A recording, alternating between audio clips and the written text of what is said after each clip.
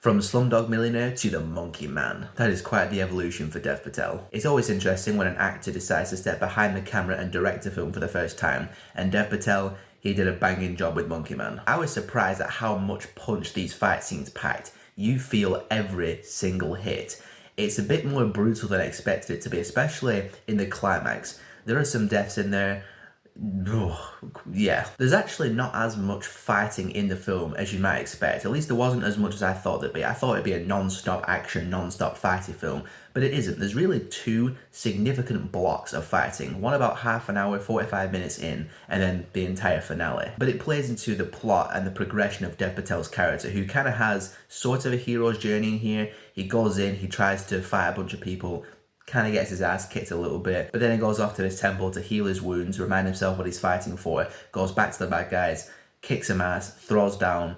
He is quite the badass. Also at first, I wasn't 100% on board with his revenge quest because it was a bit vague as to what happened with him and his mum in terms of specifics. But then when he's doing his healing and remembering what happened in the past about halfway through the film, you see the flashback and you see what happened to his mum and you're like, oh my God. Find that guy and beat the holy living shit out of him right now. Yeah, that flashback scene, seeing what happened to his mum, it's almost quite uncomfortable to watch. But again, it fuels that revenge quest, gets you on Dev Patel's side, so it does its job pretty well. I liked the Indian flavour and cut of paint brought to the film, it being set in India, and also steeped in some Indian folklore as well, kind of gave it a nice mythological kind of overtone to it. I've only got a couple of gripes with the film. The first one being there is some shaky cam in some of the fights and chases, and it is a bit too shaky for my liking, starting to kind of hurt my head, but it's not everywhere, it's only in places. And this one is not a massive or huge problem, it's just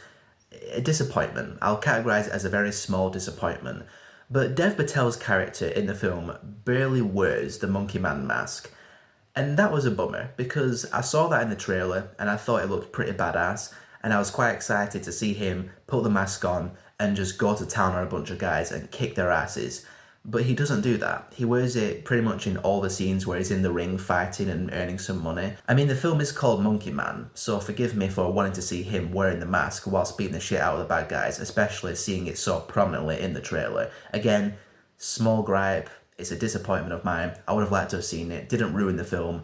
But come on, man, I wanted more of the Monkey Man mask. But overall, I did have a pretty good time with Monkey Man. It was a solid directorial debut from Dev Patel. The fight scenes were nice and violent, hard-hitting, bloody, brutal. Good on Jordan Peele for taking this away from Netflix and putting it in cinemas. That was a good call. If you're in the mood for a good fighty film, check it out. It's a good time.